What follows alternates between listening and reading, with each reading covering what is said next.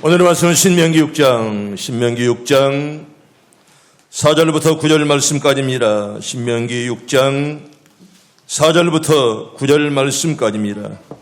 오늘의 말씀은 신명기 6장 4절부터 9절까지 우리 천천히 같이 합독합니다. 이스라엘아 들으라. 우리 하나님 여호와는 오직 유일한 여호와시니 너는 마음을 다하고 뜻을 다하고 힘을 다하여 내 하나님 여호와를 사랑하라. 오늘 내가 내게 명하는 이 말씀을 너는 마음에 새기고 내 자녀에게 부여러니 가르치며 집에 앉았을 때든지 길을 갈 때든지 누워있을 때든지 일어날 때든지 이 말씀을 강론할 것이며 너는 또 그것을 내 손목에 매어 기호를 삼으며 내 미간에 붙여 표로 삼고 또 내 집 문설주와 바깥문에 기록할지니라. 아멘. 할렐루야. 여러분들이 가진 한 달 동안 다 승리하길 바랍니다. 여러분들이 가진 물된 농사 같은 복이 임하길 바랍니다. 오늘 어린이주일 꽃주일, 오늘 여러분들에게 특별히 오늘 어린이들 다 잘 되시고 여러분들의 자녀들이 다 잘 되길 바랍니다. 참으로 좋은 계절입니다. 참 오늘따라는 계절의 여왕이고 참 너무나 좋은 계절입니다. 계절의 여왕이라는 5월은 참 아름다운 계절입니다. 실록의 푸름 속에서 생의 신비와 자연의 질서를 깨닫게 하는 그런 계절이 바로 5월달입니다. 우리 주변에 이렇게 잎합나무가 얼마나 활짝 피었는지, 가로수가 얼마나 참 좋습니까? 얼마 전만 해도 새벽에 오면 꼭 그냥 이제 꽃망울이 좀 튀어던데 뭐 한 줄 지나니까 그냥 이렇게 무성하게 피어있는 것을 보면서 참 아름답다 하는 그런 마음을 가지게 됩니다. 여러분, 독일 시인 하이네는 이러한 계절을 모든 꽃망울이 부풀어 터지고 모든 새들이 노래하는 놀랍도록 아름다운 5월이라 이렇게 극찬하며 노래하고 있습니다. 그것은 어린이날, 어버이날, 스승날이기 때문에 5월달을 이제 가정의 날이라 그렇게 말씀하는 것입니다. 어린이를 독립된 인격으로 존중하며 부모님의 사랑과 스승의 은혜를 깊이 깨닫고 공경과 존경하는 마음으로 살아야 하는 달이기 때문에 5월달을 우리는 가정의 달이라 그렇게 말씀을 합니다. 우리들의 교인들의 가정이 다 행복하기를 바랍니다. 복되기를 바랍니다. 하나님 함께하는 그런 가정, 무지개라는 시를 하나 소개합니다. 하늘의 무지개를 바라볼 때마다 내 마음은 설레이느니 나 어린 시절에는 그러하였고 다 자란 오늘에도 매 한 가지 60에도 그렇지 못하면 차라리 죽음이 나으리라. 어린이는 어른의 아버지, 그렇게 율리아 모더드는 그렇게 노래합니다. 저기 어른들의 아버지가 앉아 계십니다. 우리 박수로 한번 축하합니다. 잘 자라기를 바랍니다. 어린이들, 어른들의 아버지입니다. 아버지들이요, 제발 좀 가만히 계시죠. 괜히 설교 시간에 신경 쓰게 만들어줘. 아버지들, 어머니들,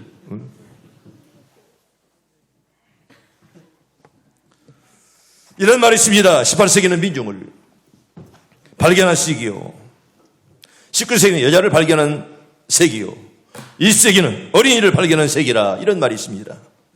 어린이는 그 존재만으로도 어른들의 기쁨이고 행복입니다. 사실 뭐 어린이들이 어른처럼 계속 얌전하다면 사실 어린이들이 아니죠. 저렇게 잠시도 견디지 못하고 참 이렇게 뒤틀리고 하는 것이 바로 어린이들 아니겠습니까? 그럼에도 어른들의 기쁨이고 행복입니다. 참으로 어린이는 하나님 우리에게 내려주시는 은총 중에서도 으뜸 아니겠습니까? 여러분, 어린이가 있는 가정은 풍경을 우리는 스위트홈이다 이렇게 말합니다. 정말 어린이는 우리 사회의 꽃이요 바로 포배입니다. 반프레인이 지은 부모의 기도를 하나 소개합니다. 오 하나님, 저로 훌륭한 부모가 되게 하옵소서. 아멘. 여러분 다 훌륭한 부모들 되기를 바랍니다. 낳는 것으로 끝나면 안 됩니다. 훌륭한 부모가 되어야지요. 제 자녀를 이해할 수 있게 하시며 그들이 말하는 것을 진지하게 듣게 하시고 그들의 모든 질문에 부드럽게 대답할 수 있도록 하옵소서. 저로 하여금 그들의 생각을 가로막거나 끄지지 말게 하시고 그들이 어리석은 행동을 하거나 실수를 할 때에 비웃지 않도록 하옵소서. 그리고 제 자신의 만족이나 권위를 내세우려고 저들을 나무라는 일이 없도록 해주세요. 매 순간마다 저의 말과 행동을 통해서 정직함이 옳음을 알 수 있도록 하옵소서. 제가 기분이 언짢을 때에 저의 입술을 지켜주시고 그들이 어린이라는 것과 그들이 어른과 같이 행동할 수 없다는 것을 항상 기억하게 하옵소서.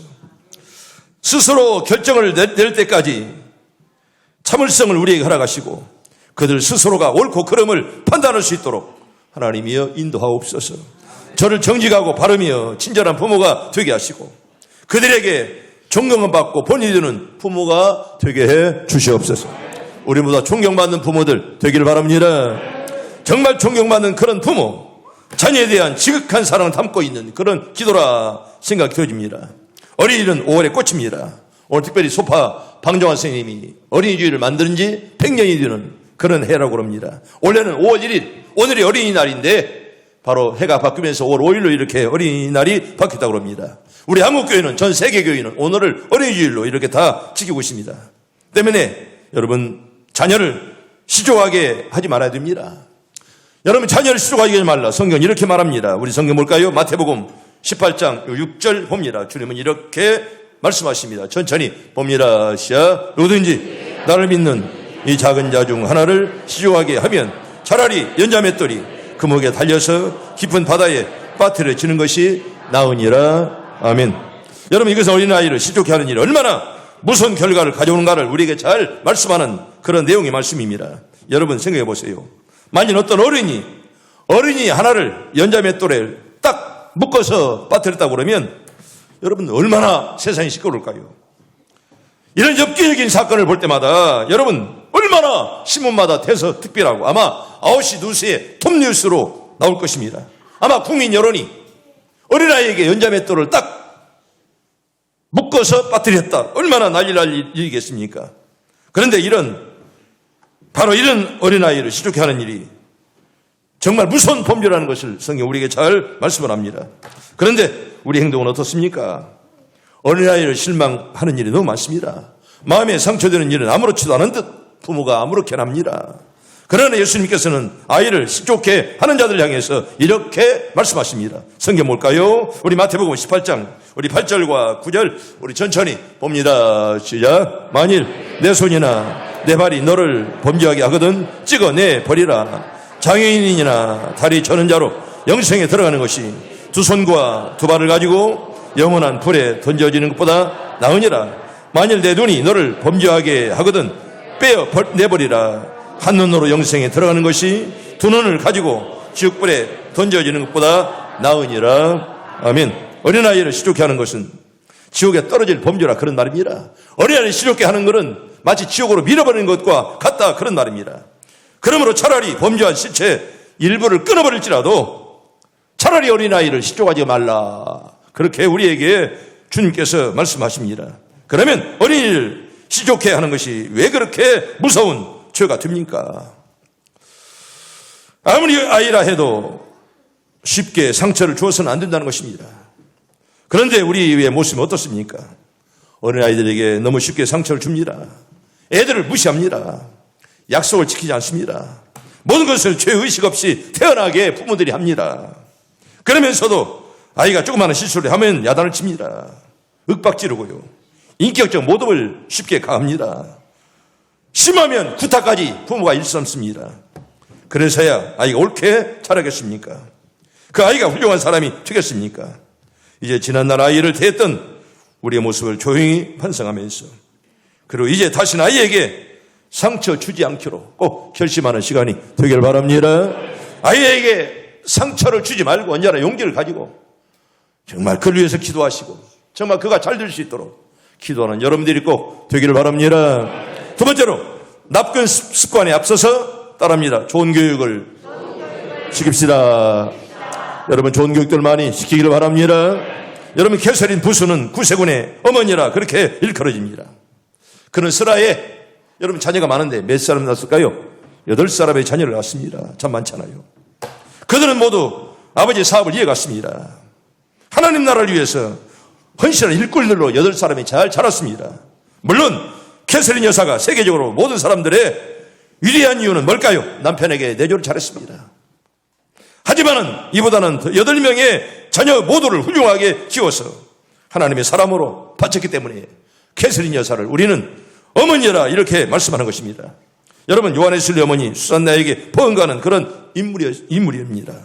그래서 많은 사람들이 이 여사에게 교육의 비결을 물었습니다. 그런데 이후로 캐서린 여사는 담담하고 명료하게 이렇게 답변합니다. 나쁜 습관을 배우기 전에 좋은 습관을 먼저 가르쳤습니다. 악마가 나쁜 생각을 가르치기 전에 내가 먼저 좋은 생각을 가르쳤습니다. 악마가 나쁜 지혜를 가르치기 전에 내가 먼저 하나님의 지혜를 가르쳤습니다. 악마가 사탄의 거짓과 이손과 악을 가르치기 전에 내가 먼저 하나님을 가르쳤기 때문에 이렇게 훌륭했노라, 그렇게 담담하게 말씀하는 것이었습니다. 참으로 놀라운 대답이 아닐 수 없습니다. 그런데 알고 보면 이것이 바로 유대인들의 교육입니다.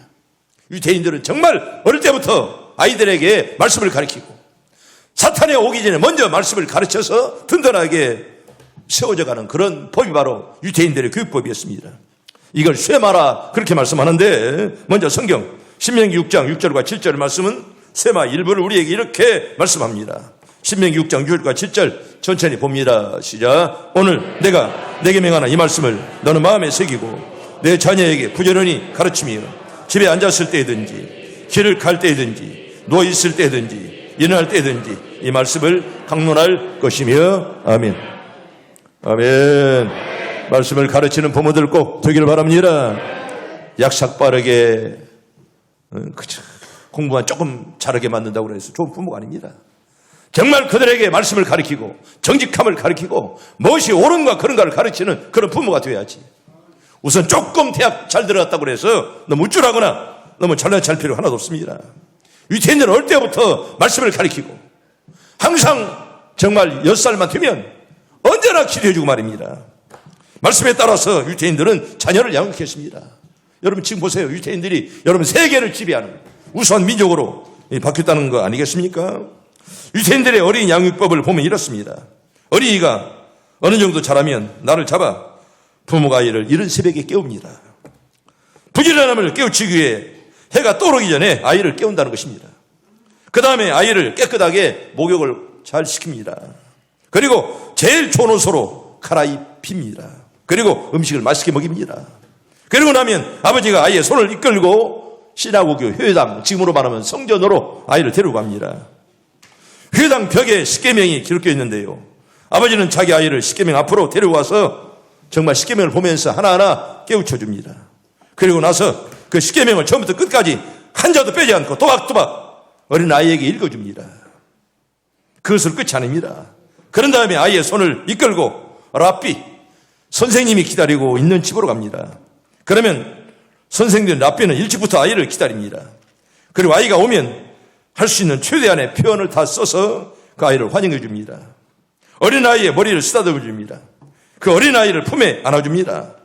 얼굴에 입맞춤을 해줍니다. 이 아이가 얼마나 감격스러웠겠습니까? 그리고 랍비는 어린아이를 데리고 가서 간단하게 교육을 시킵니다. 물론 교과서는 뭘까요? 하나님의 말씀인 성경입니다. 간단하게 교육을 하고 나면 과자 하나를 선물로 그에게 줍니다. 이건 꿀로 만든 아주 달콤하고 맛있는 과자입니다. 이 과자에 뭐가 있을까요? 하나님의 말씀이 기록되어 있습니다. 우리 신명기 6장 4절과 5절, 2절 봅니다. 시작. 이스라엘아 들으라. 우리 하나님 여호와는 오직 유일한 여호와시니 너는 마음을 다하고 뜻을 다하고 힘을 다하여 내 하나님 여호와를 사랑하라. 아멘. 이 말씀이 새겨져 있는 꿀로 만든 맛있는 과자를 어린아이에게 선물로 주는 것입니다. 그리고는 어린아이에게 과자에 기록되어 있는 말씀을 따라서 핥아 먹으라고 지시합니다. 이 말은 단맛을 보라는 것이지요. 성도 여러분 생각해 보세요. 수천 년의 유대인들에게 무슨 그렇게 맛있는 과자가 있을 수가 있겠습니까? 그러니 꿀로 만든 이 맛있는 과자, 아름답게 만든 과자를 먹는 어린아이는 얼마나 감격스럽겠습니까? 그 모습을 보면서 랍비는 이렇게 저들에게 일러줍니다. 얘야, 하나님 말씀을 배운다는 말은 이 과자를 먹는 것보다도 훨씬 더 달콤한 것이란다. 네가 하나님 말씀을 제대로 배우기만 한다면 앞으로 너의 삶은 이 과자보다도 훨씬 더 달콤해질 것이다. 어린아이가 그 말 뜻을 알아듣겠습니까? 그러나 어린아이가 알아듣든지 못 알아듣든지 랍비는 진지하게 하나님 말씀의 중요성을 저들에게 심어줍니다. 그러면 이 아이는 생전 처음으로 먹는 그 달콤한 과자 맛과 함께 하나님 말씀의 중요성이 마음속에 깊이 새기게 된다는 것입니다. 그런 방법으로 유대인들은 어린아이들을 가르칩니다. 세 번째로, 여러분 모범된 생활로 꼭 부모들은 본을 보여야 됩니다. 웃지 못할 이야기가 하나 있습니다. 어느 마을에 너무나 잘 울어서 별명이 울보라고 하는 여자아이가 있었더랍니다. 한번 울기 시작하면 아무리 달래도 그칠 줄 모르고 온종일 웁니다. 울면서 뭐라고 하면서 웁니까? 애들이. 천양대는 애들 켜본 적 없어? 켜봤어야지. 난 아들 둘씩이나 켜봤는데. 뭐라고 하면서 울어? 엄마 하면서 울지. 꼭 물어봐야 답변하냐? 철부지 뭐들만 있는 거. 엄마 하면서 우는 거예요. 엄마 하면서. 애들은 자고 나면 엄마 찾아. 또 아빠는 안 찾아. 엄마를 찾는 거예요. 근데 이 아이는 참으로 이상한 소리를 울면서 이제 하면서 어떤 아이는 웁니다. 어떻게 우는지 아십니까? 이년아 하면서 이 어린아이는 운다는 것입니다. 평소 어머니가 아이를 야단칠 때마다 이년아 라고 하면서 야단친 것입니다. 꼭 그걸 듣고 그대로 행하는 거예요. 여러분 꼭 들으세요. 내가 항상 하는 말이 있잖아요. 믿음 좋은 부모는 믿음 좋은 자녀를 만들어내고, 믿음 없는 자녀는 믿음 없는 부모는 믿음 없는 자녀를 만들어내는 거예요. 때문에 부모인 저와 여러분들 꼭 잘하기를 바랍니다. 여러분 부모가 믿음이 없으면 자녀도 믿음이 없는 거예요. 왜 그걸 보고 자라는 거예요? 부모가 믿음이 있을 때 자녀가 믿음이 있고 아름답게 살지. 요새는 신방을 못 오지만 신방할 때 보면 집에 가면 애들 있잖아요. 역시 믿음의 부모 밑에서 자라는 애들은 하는 것이 달라. 근데 믿음 없는 자녀들은, 부모의 자녀들은요, 벌써 목사가 누군지, 예배가 뭔지 전혀 몰라. 해본 일이 없었어. 얼마나 부모의 행함이 귀한가를 성경 우리에게 잘 말씀을 합니다. 성도 여러분, 부모의 100마디의 좋은 말을 해주는 것보다도 생활 속에서 한 번 눈으로 보여주는 것이 아이들의 깊은 영향력을 끼친다는 것입니다. 어른들의 본이 얼마나 귀한가를 역사는 성경 우리에게 잘 말씀을 합니다. 그러므로 어른들은 생활 속에서 어린아이들에게 진실함과 거룩한 생활의 본을 꼭 보여주시길 바랍니다. 따라합니다. 진실함과 거룩함의 본을 보십시다. 여러분 진실하기를 바랍니다. 언제나 진실함이 빠져버리면 어른이 아니에요. 나이 많다고 어른이 아니고 진실함이 없으면 어른이 아닙니다. 나는 목사 되었지만, 어제도 목사들에게 말했지만, 목사가 신뢰함이 믿을만이 신뢰성이 빠져버리면 그 목사가 아니에요. 여러분 사람이 귀함이 뭐답니까? 신뢰예요. 크레딧, 신용이에요. 신용이 없으면 그걸 좋은 사람이라 절대로 말할 수 없습니다. 진실함과 거룩함 잊지 말게 해 주시옵소서. 마을의 장로 권사지 진실함이 없고 거짓만 가득 차 있다면 여러분 그건 성도가 아니에요. 유선자라는 거예요. 유선자. 바울은 디모데에게 여러분 얼마나 보고 싶으셨습니까? 여러분 그 바울에게 디모데는 정말 특별한 존재예요. 바울이 감옥에 들어갔을 때, 어려움 나갔을 때마다 늘 디모데가 떠올랐습니다. 그리고 이런 말을 남겼습니다. 디모데에게 얼마나 귀했으면. 디모데후서 1장 5절 볼까요? 디모데후서 1장 5절 천천히 봅니다. 시작. 이는 내 속에 거짓 없는 믿음에 있음을 생각합니다. 이 믿음은 먼저 내 의존모 로이스와 내 어머니 유니게 속에 있더니 내 속에도 있는 줄을 확신하노라. 아멘. 정말 바울을 사랑했던, 디모데 사랑했던 바울, 얼마나 디모데가 사랑받았습니까? 어릴 때부터 말씀으로 훈련받았습니다. 누구한테? 할머니 누굽니까? 로이스. 어머니 유리에게. 언제나 신앙 교육받고 훈련받았다는 거예요. 여기 할머니, 할아버지들, 손자들, 손녀들 잘 키워야 돼요. 그저 이쁘다고 해서 오냐오냐만 하면 여러분 버장머리 없이 키워주고 공부만 잘하면 못합니까? 사람 돼야지. 여러분 로이스와 유니게, 할머니와 어머니가 얼마나 믿음으로 신앙을 해줬기에 디모데는 정말 사랑받는 그런 신실한 제자였고, 바울이 얼마나 어려울 때마다, 그리고 바울이 가는 곳마다 자기 후임자로 디모데를 세웠지 않습니까? 사랑받았던 디모데, 어릴 때부터 말씀으로 훈련받았기에 그렇게 좋은 일꾼이 된 줄로 믿습니다. 언제나 말씀으로 훈련하고 기도로 훈련해야 됩니다. 부모님이 겉으로는 굉장히 신실한 척 하면서 실제로는 본이 되지 못해 보십시오. 그 자녀는 반드시 그릇된 길로, 잘못된 길로 갈 수밖에 없습니다. 그러나 부모가 거짓이 없는 일, 즉 가식과 위선이 없는 신실한 일들을 행해보세요. 자녀들은 반드시 부모를 공경합니다. 그리고 믿음의 본을 본받습니다. 근데 많은 가정에서 어떻습니까? 교회 나오면 거룩한 척합니다. 여러분, 내가 봐도 여러분 여기 교회들 다 거룩하잖아요. 여기서 나쁜 일을 사람 누가 있겠습니까? 전부 다 거룩하게 보여요. 유선자가 많다는 거예요. 경건하기 그지없죠. 사람들을 보면 머리를 숙이면서 겸손한 척 합니다. 그런데 가정에 돌아가면 폐를 벗어버려요. 저분이 신자인지, 우리 아버지가 장로인지, 우리 어머니가 권사인지 모를 정도로 살면 애들이 뭘 보고 배우겠습니까? 교인들을 돌아가면서 애들 앞에 있어서 흉을 보고 피난합니다. 여러분, 그 아이가 어떻게 되겠습니까? 가치관의 혼동을 일으킬 것입니다. 급기야 삐뚤어진 길로 갈 수밖에 없다는 것입니다. 그러므로 진실로 여러분 아이들이 잘 되기를 원하신다면 자녀들에게 신앙의 본을 보이면서 살기를 바랍니다. 본을 보이지 않으면 자녀들이 삐뚤어진 길로 간다는 거예요. 목사에게 인사도 못하는 자녀가 된다는 거예요. 얼마나 불행합니까?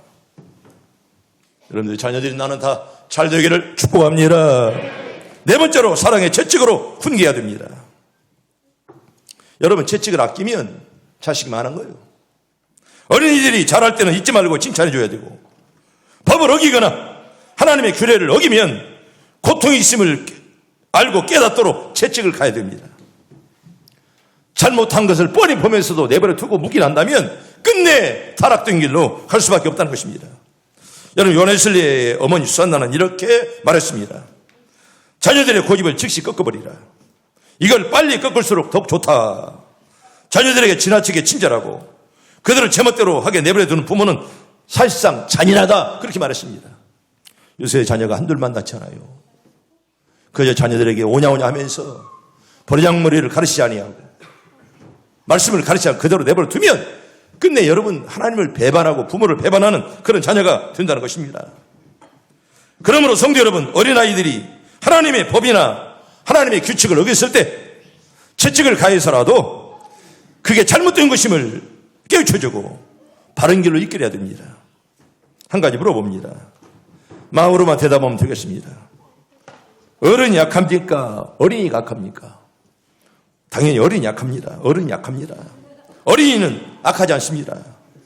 잘못을 해도 어른이 훨씬 더 많이 합니다. 그러나 중요한 것은 아이라고 해서 완벽한 인간이 아니라는 것입니다. 반드시 애들도 잘못할 때가 있습니다. 바로 그때 아이를 바로 잡아 주어야 그 아이가 평생 바른 길로 갑니다. 우리 성경 볼까요? 잠언서 13장 24절 봅니다. 잠언 13장 24절 전체를 봅니다. 시작. 매를 아끼는 자는 그의 자식을 미워합니다. 자식을 사랑하는 자는 근실히 징계하느니라. 아멘. 여러분, 자식을 사랑하는 자는 뭐한다고요? 징계한다. 매를 아끼는 자는 그의 자식을 못하는 자, 미워하는 자라. 그런 말입니다. 여러분, 자식 다 귀하잖아요. 자식 귀하다고 매를 아끼고 잘못된 길로 가도 내버려 두면 끝내 그가 망한다는 것입니다. 자식을 사랑하는 자는 근실히 징계하느니라. 여러분, 근실이라는 말이 무슨 말일까요? 부지런하고 착한 것을 근실이라 그런 말입니다. 아이가 잘할 때는 칭찬해주고 잘못했을 때는 정말 근실하게 징계하면서 아이를 키워야지. 아이가 잘못 내버려 두면 그 아이는 끝내 타락된 길로 갈 수밖에 없다는 것입니다. 성도 여러분, 자식 예쁘다고 그냥 넘어가 보세요. 여러분, 그건 관용이 아닙니다. 반드시 아이의 악을 키우는 결과를 가져오는 것입니다. 자녀가 잘못했는데 내버려 둔다. 이건 넓은 마음이 아닙니다. 오히려 자녀를 죽이는 일이다. 그런 말입니다. 그래서 성경은 이렇게 말합니다. 우리 잠언서 29장 15절 말씀 천천히 봅니다. 시작. 채찍과 꾸지람이 지혜를 주거늘 임으로 행하게 버려둔 자식은 어미를 욕되게 하느니라. 아멘. 채찍과 꾸지람이 무엇을 줘요? 지혜를 준다. 그런 말입니다. 때때로 자식을 채찍을 하고 그리고 꾸지람을 할 때 그게 지혜의 사람으로 만들어진다는 것입니다. 그리고 부모에게 불순종하거나 반항할 때는 반드시 고집을 꺾어야 됩니다. 여러분, 부모에게 자기 고집을 꺾지 않는 사람은 하나님께도 불복종하는 사람이 될 수밖에 없다는 것입니다. 또한 자녀가 거짓말하거나 속이는 버릇은 어릴 때부터 고치도록 빨리 징계해야 됩니다. 출처모를 물건을 가져왔을 때 묵인하지 말고 반드시 그 근거를 캐내어 징계해야 됩니다. 뭐 이상한 걸 가져왔으면 너 어디서 가져왔니? 물어서 그게 잘못된 것이면 반드시 고쳐야 된다는 것입니다. 여러분, 징계를 하는 방법에 여러 가지 방법이 있습니다. 육체적인 고통을 주는 체벌의 방법이 있잖아요. 때때로 채찍을 가하고 휘체를 갑니다. 때로는 방 안에서 혼자 벽을 향하게 만들고 1시간씩이나 또 몇 분씩 벽을 바라보도록, 자기를 바라보도록 이제 반성하는 시간을 갖도록 해야 됩니다. 또한 애들이 잘못했을 때 그들이 좋아하는 것 하루나 일주일 동안 못하게 만들면 얼마나 힘들겠습니까? 그런 고통을 그에게 줘야 된다는 것입니다. 어떤 방법을 사용하든지 반드시 잘못했을 때는 벌이 따른다는 것을 깨닫게 하고 악습을 고쳐줘야 됩니다. 그리고 벌을 줄 때는 반드시 몇 가지 꼭 기억하십시오. 첫째는요, 부모의 화풀이로 자식들을 때리지 마십시오. 부모가 자식을 완전하게 통제할 수 있어야지, 야, 화가 나서 때렸구나, 이런 생각을 하게 만들면 여러분, 효과는 반감된다는 것입니다. 그렇게 될 때 부모의 권위도 땅에 떨어지고 돌아서서는 오히려 자녀가 부모를 비웃는다는 것입니다. 어떤 부모는 험악한 물건을 가지고 죽듯이 자녀에게 덤벼듭니다. 골라서 때리지 아니하고 머리나 얼굴 할 것 없이 아무데나 닥치는 대로 때린다면 그건 폭력이지 절대로 채찍은 들 수 없습니다. 그러므로 매를 아이 스스로 들고 오게 하는 것이 좋습니다. 그 사이에 부모의 분이 가라앉을 것입니다. 그리고 아이로 하여금 충분히 자신의 잘못을 깨닫도록 훈계한 후에 차분한 마음으로 매를 드려야 됩니다. 그래야 교훈이 되죠. 두 번째로 공평하게 징계해야 됩니다. 어느 아이는 덜 사랑하고 어느 아이는 더 사랑하는 것 같은 불공평이 일어나면 오히려 아이들에게, 자녀들에게 오히려 갈등만 일으키게 되는 것입니다. 자녀가 둘이든 셋이든 똑같은 마음으로 사랑하는 마음을 부모가 가져야 됩니다.